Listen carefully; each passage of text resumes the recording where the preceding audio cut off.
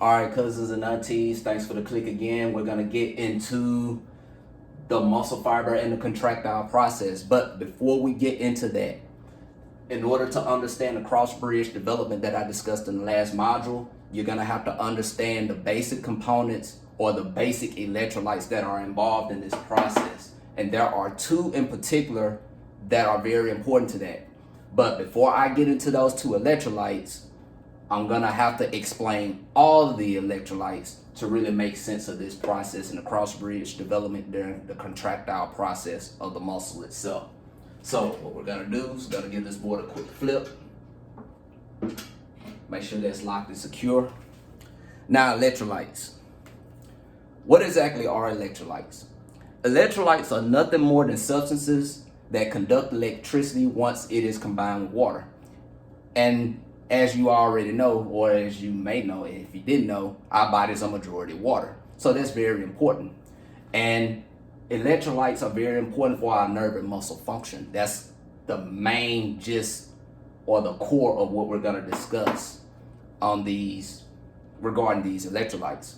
So outside of muscle and nerve function, they also aid in bone strength, bone mineral density, our fluid regulation, our pH balances, making sure that we're not overly acidic or overly basic, and muscle and tissue repair, along with keeping our heart rates regulated. So many things on top of, what's the last one? It's on the tip of my tongue. Oh, protein synthesis and energy production. Electrolytes aid in all of those processes. So we're just going to go over the basics of those. And here are the naming.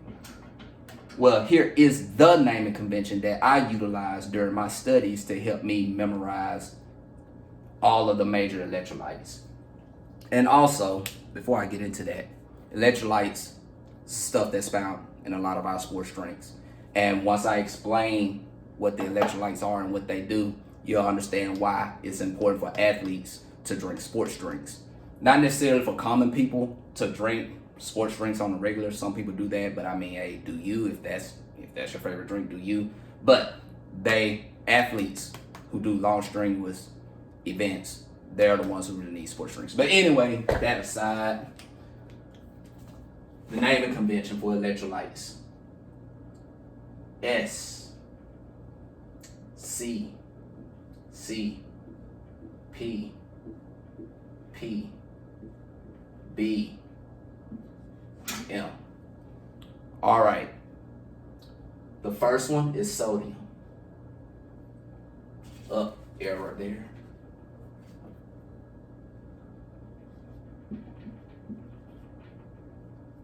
Chloride. Calcium.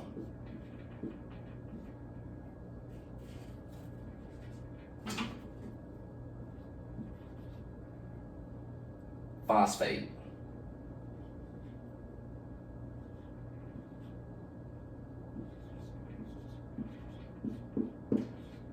Potassium. Bicarbonate.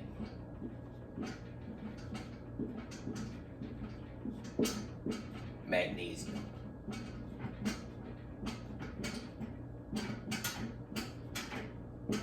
All right, SCCPPBM. That's the naming convention that I use. It helped me get through a lot of quizzes and tests. All right, sodium.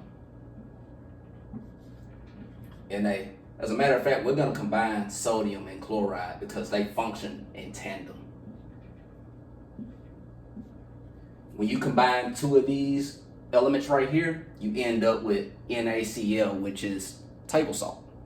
Now, sodium and chloride, they operate as elements that help regulate our fluid retention. So that's why it is not wise to have too much of this in our bodies, because it helps regulate our hydration. That's basically what sodium and chloride does. So those are the chemical formulas for those, or at least the element nomenclature for it. Now, I'm not a chemist, so please forgive me for botching that. For any of the chemists that are watching this, I'm not a chemist. But anyway, all right, then you have calcium. Now, calcium is commonly known as the substance for bone mineral density. However, calcium has other functions as well. It helps as a messenger for the nerves from the brain down to the muscle. So calcium acts as a messenger from the brain down through the nerves to the muscle itself. And this one right here, I'm going to put a check mark right here. Calcium is very important for the contractile process. So that's calcium and its function. Then you have phosphate. Phosphate is another important one.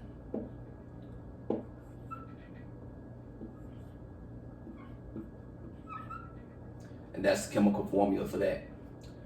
Now, phosphate aids in muscle contraction as well, in tandem with calcium. Well, it doesn't work in tandem with calcium in the sense that they don't really combine, but phosphate is present during the muscle contraction. And then you have potassium. Now, potassium operates as a substance that helps with muscle contraction as well, but potassium has a special role. Potassium is the symbol for potassium is K. I'm gonna put a heart right here. Potassium is keen on keeping your heart rate regular. Again, very important. Then you have bicarbonate. This one is a little tricky. NaCHO3.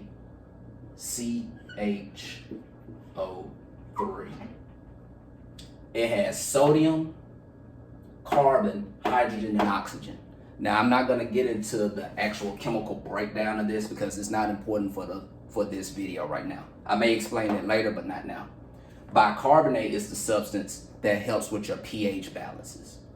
So that's what bicarbonate does.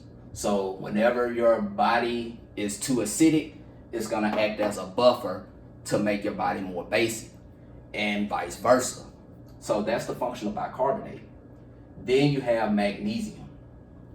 Now, magnesium is important for protein synthesis, repair, and energy production. That's what magnesium aids as.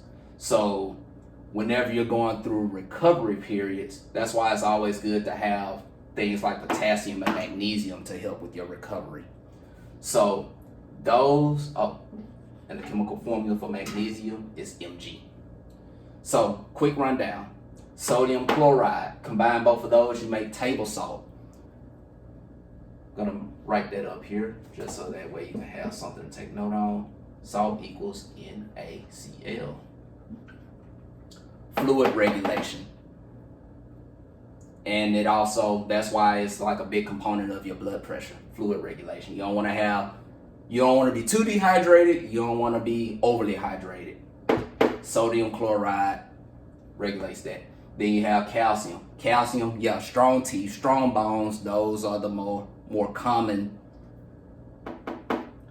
descriptors of calcium.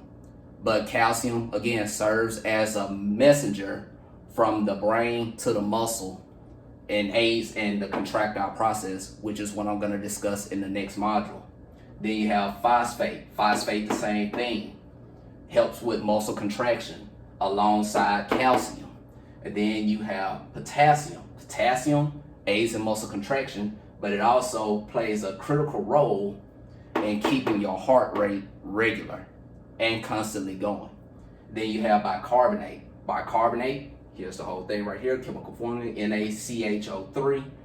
Bicarbonate is responsible for helping you with regulating your blood or your bodily fluids and its acidity and its basicness. So it acts as a buffer.